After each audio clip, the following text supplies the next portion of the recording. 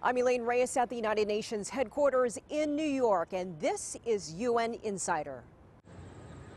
Coming up. The conflict in the Middle East is getting worse by the hour, and our warnings about the horrific impacts of escalation keep coming to pass. Renewed calls for a ceasefire in Gaza as the conflict enters its second year. This crisis has separated families across borders and disrupted vital food supply chains. Concern about the humanitarian crisis in Lebanon amid escalating hostilities across the Middle East. Africa is a great continent, and we deserve better understanding, better representation in the UN. And strengthening Africa's voice in global governance. A conversation about the continent's role in maintaining international peace and security. Next.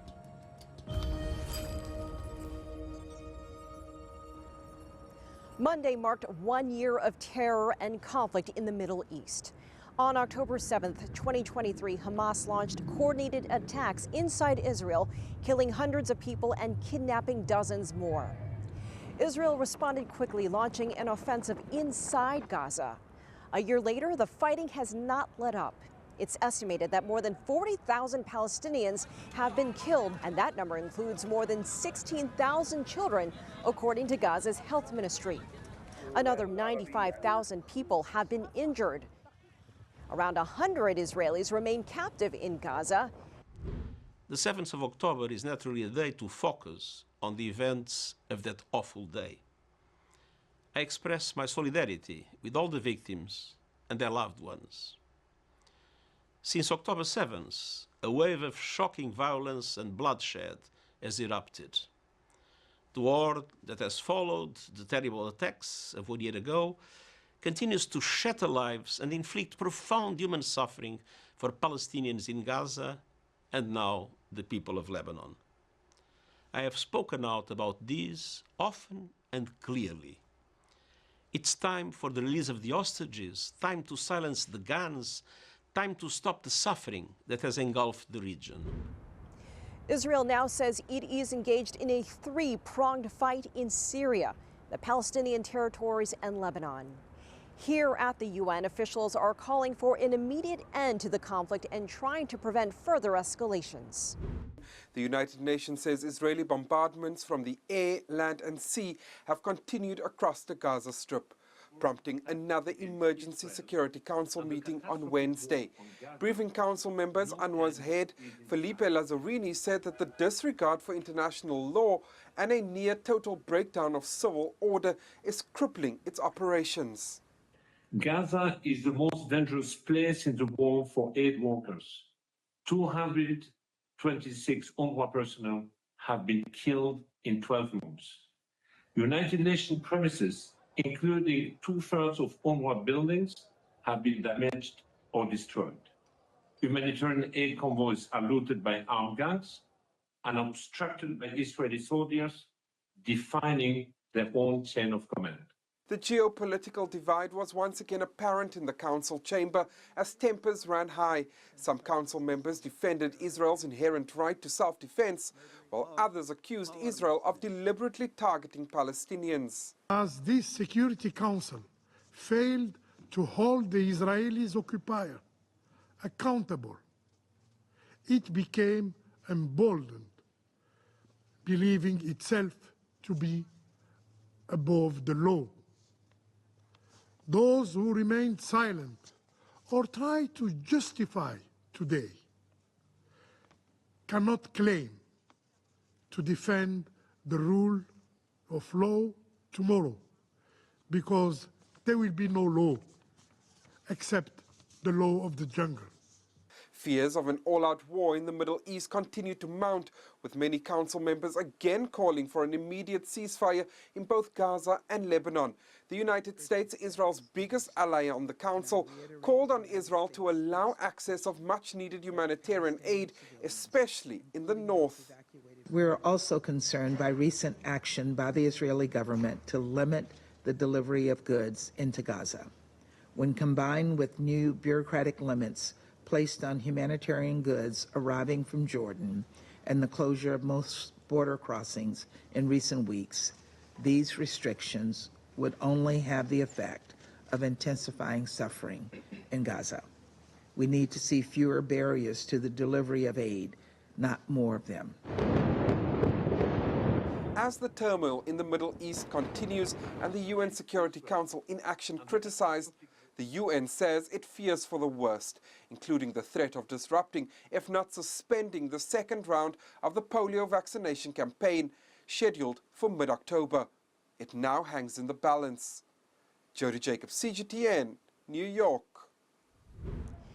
The Middle East is a region on edge. Israeli forces have begun operations on the ground in Lebanon, targeting Hezbollah. UN officials are urging calm and working to find diplomatic solutions in the region. We're seeing civilians pay the ultimate price, whether it be the hospitals being closed, 1 million people displaced, civilians killed, schools impacted. The devastation is beyond belief for all people in Lebanon as it is in Gaza. We can't let this happen again. UNICEF is providing 167 metric tons of medical supplies for about 2 million people affected by the rapidly escalating conflict, especially women and children. The World Food Program says the fighting is creating a dangerous milestone, impacting vital food supply chains. Thousands of hectares of farmland have been scorched across southern Lebanon or abandoned because of escalating hostilities. This crisis has separated families across borders and disrupted vital food supply chains. Homes and livelihoods are being destroyed for millions of people who were already food insecure before this current crisis. This means greater needs and it means more requirements for the aid world at a time when resources are not coping with these needs.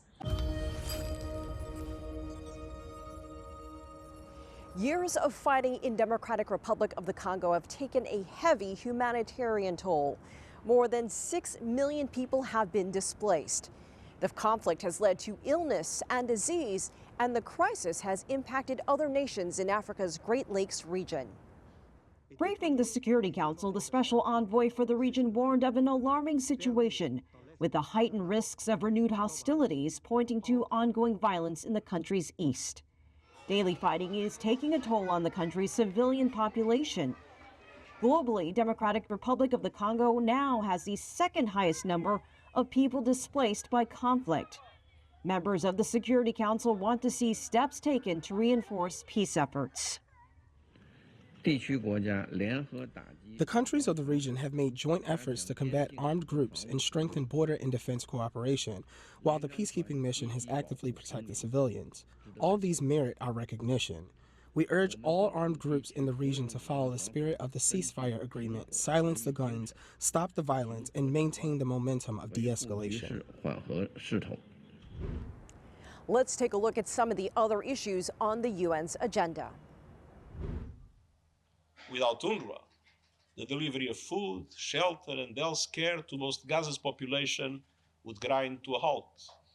Without UNRWA, Gaza's 660,000 children would lose the only entity that is able to restart education, risking the fate of an entire generation. 2 bills before the Israeli parliament could halt operations of the UN Palestine Relief Agency. Secretary General Guterres says he has written directly to Prime Minister Benjamin Netanyahu to express profound concern. The relief agency was established more than 70 years ago to support Palestine refugees in 5 locations across the Middle East. The draft laws seek to evict the agency from territories under Israeli control and to revoke its privileges and immunities. I'm convinced that the security crisis, the rule of law crisis, and the governance crisis that Haitians are enduring can be resolved. A recent report by the Commission for Human Rights details a deeply distressing situation in Haiti. Over 700,000 people in Haiti, more than half of them children, are displaced due to rampant gang violence. Since January, nearly 3,500 people have been killed. That's about 13 people a day. The violence is linked to gangs obtaining high-caliber weapons despite an international arms embargo. UN officials are calling for tighter controls on arms trafficking to help combat the worsening humanitarian crisis. Mpox vaccines have arrived in the Democratic Republic of the Congo. The country is at the epicenter of Africa's Mpox outbreak. 265,000 doses are available. Coming up. This is a great continent, more than 54 countries. We must have representation in the UN system, in the Security Council. UN Insider.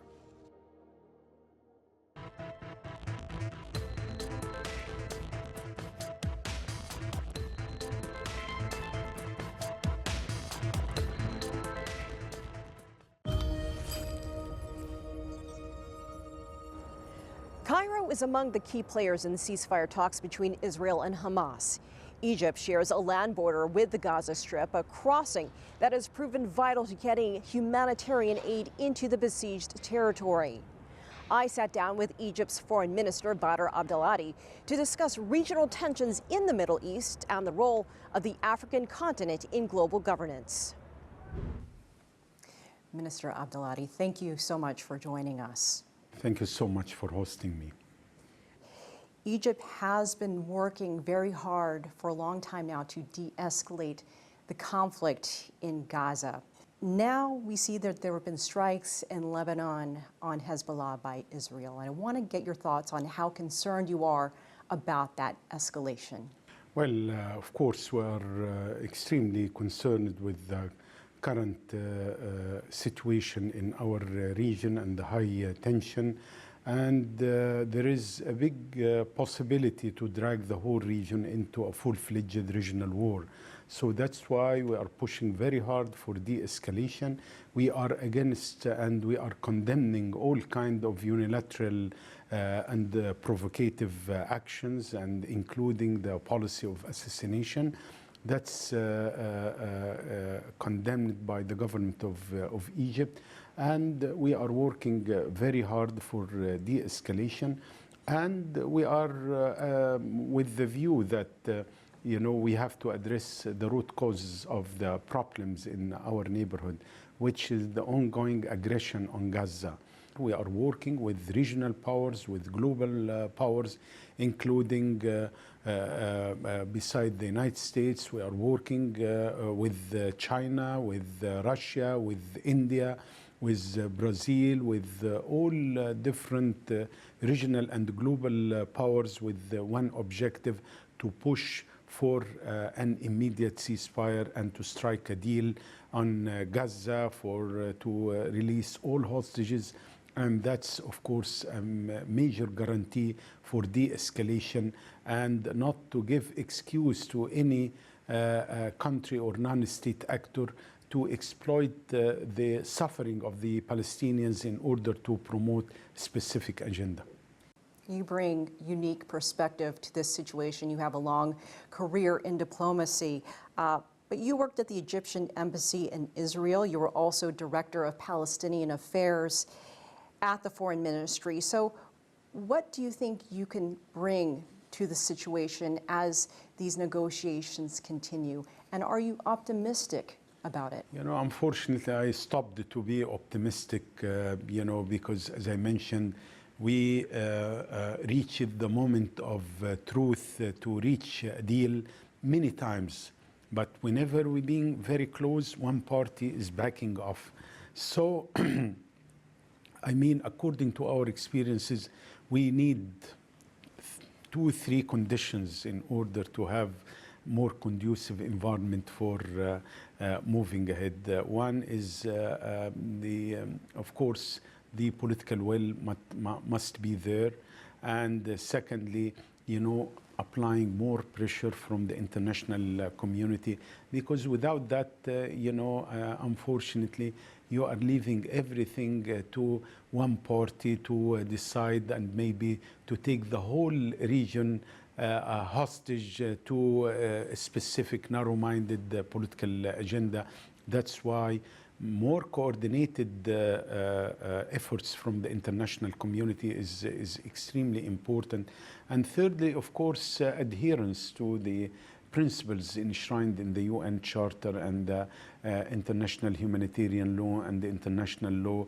And this is the responsibility of the international community to push for it, because public opinion in our region is extremely angry with what they perceived as hypocrisy, sometimes as double standard when it comes to the issue of Gaza, because they are human beings like others. African countries are demanding 2 seats on the UN Security Council as permanent members. What are your thoughts on that? Could that help in any way? Yes, of course. We have to lift the historical injustice on Africa. Africa is a great continent, and we deserve better understanding, better representation in the UN, and to lift this historical injustice. We have the Africa Consensus, of course, as it was presented in the CERT declaration, and then Azzolini Consensus. It's not only 2 permanent seats, but also in addition to another 2 unpermanent seats of the Security Council. This is a great continent, more than 54 countries. We must have representation in the UN system, in the Security Council, because you cannot talk about reforming the governance of the UN system without reforming the Security Council. Egypt's president visited China earlier this year. He signed cooperation agreements with Chinese President Xi Jinping. That coincided with the 10th anniversary of the Egypt-China Comprehensive Strategic Partnership. Also a big player in the Belt and Road Initiative. Talk to us about this relationship between these 2 ancient civilizations. Well, we value, of course, our very close relationship with China and its strategic nature. As you correctly mentioned, we are now celebrating this year the 10th anniversary of the launching of our strategic partnership with China. And don't forget the fact that Egypt was the first Arab and African countries to recognize the People's Republic of China in 1956. So we are proud of this. We have to build on this solid foundation to do more with regard, of course, further deepening and enhancing our bilateral cooperation on everything, on political consultation, the exchange of visits between our 2 leaders, our 2 countries. We have also diversified relationship on trade, on industry, on also on investment. We value the presence of consortium of Chinese companies in the Suez Canal Economic Zone led by TIDA, the great Chinese company. We also value the presence of Chinese companies in Egypt, in the Egyptian economy, and especially in the new capital city in Cairo, in Egypt. And we have the iconic tower there, which is built with Chinese expertise. This is the highest tower in Africa.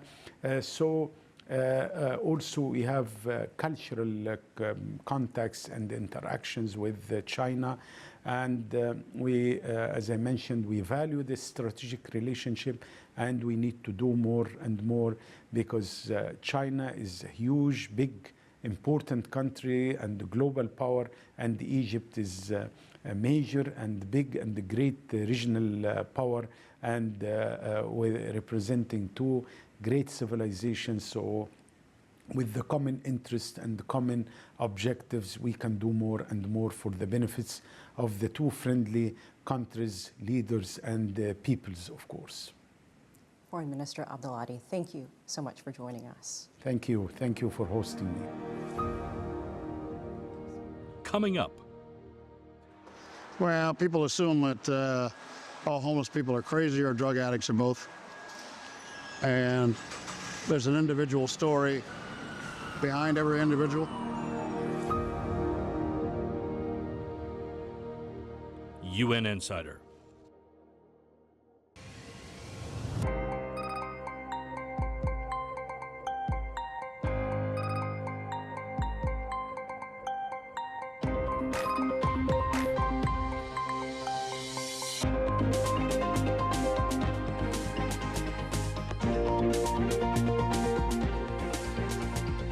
All you need to know about China.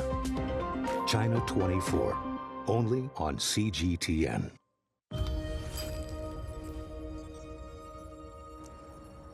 The world is rapidly urbanizing. Today, more than half of the world's population lives in urban areas, with the most growth taking place in small cities and towns.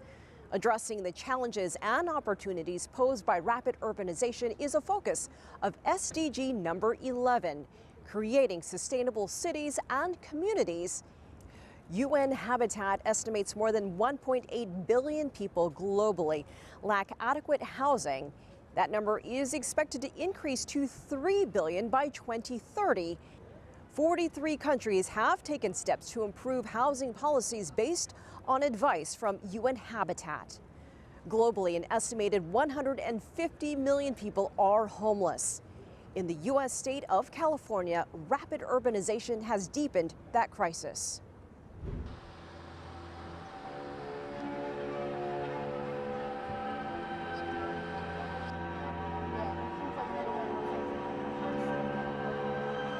Community and solidarity and like a mutual care for one another, regardless of your ability to participate or where you come from, who you are. These spaces organically develop under the system that we have now for a reason, because people need mutual support. When you're previously incarcerated or when you have some mental health or substance use issues, that's going to bar you from getting a job, holding down a job, getting housing, holding down housing. There's all these like things that are set in place, so you need a space where you can work through those things at your own pace. The time is running out for the Wood Street community. The city of Oakland ordered the camp to be shut down to make way for a new apartment complex. Residents were issued an eviction notice with grim alternatives. We've really been robbed of a choice in this situation. The city says in all their media that like, oh, we're going to build housing here. We've provided a space down the road. It scatters people apart. It robs them from their support systems, and then they just have to trust these people that they're just meeting. We're supposedly going to provide services, but as we've seen, those services ultimately don't really end up getting provided, and people end up back out here at the end of the day. Jazz and other residents insist the city must create more affordable and communal long-term housing. If you look at the actual plans for what they're going to build here, it's going to maybe be 10 units tops that are going to be affordable, and the rest of it's all going to be market rate, the same that they're building all around us. Because if it becomes low to no income housing, it'll bring their other rents down. All the other properties they own, the rent will have to go down. It will devalue those properties, and they don't want that to happen, even though it wouldn't hurt them in the long run.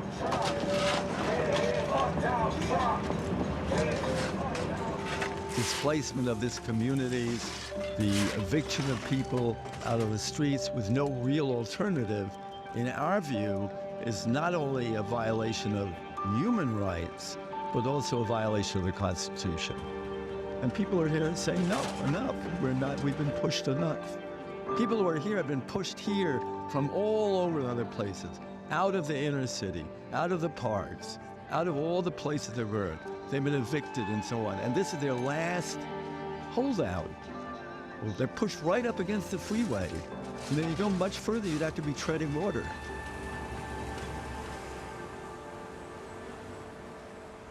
What would you say is one of the biggest misconceptions about homelessness? Having been homeless yourself, what do you think people don't understand? Well, people assume that all homeless people are crazy or drug addicts or both. And there's an individual story behind every individual. My story Combination of no family support, poor planning, bad luck, and I ran out of money. So I wound up on the street. In the early 1980s, San Francisco native Joe Wilson became homeless.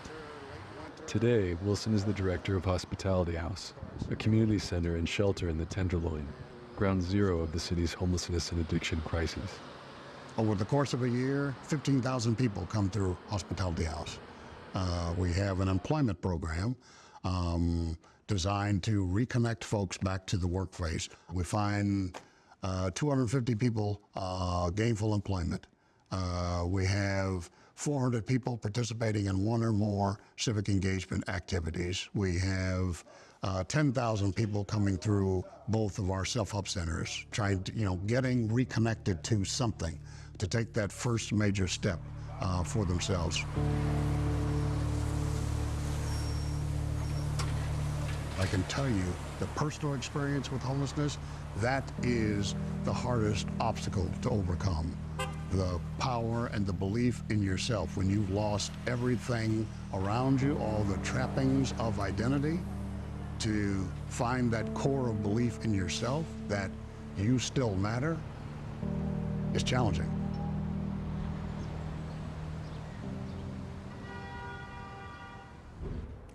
I'm Elaine Reyes at UN headquarters in New York. Thanks for being a UN Insider.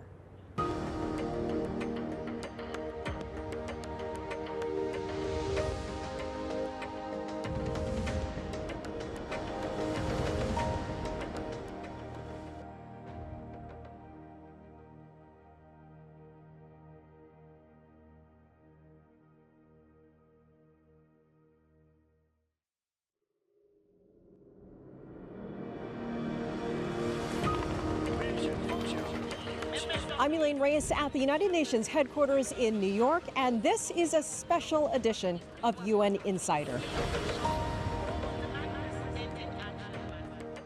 UN Insider serves as an important window for the global audience to better understand multilateral diplomacy. It's very important for the media to cover the United Nations, to seek to understand and tell the story in ways that the average person in the street can understand.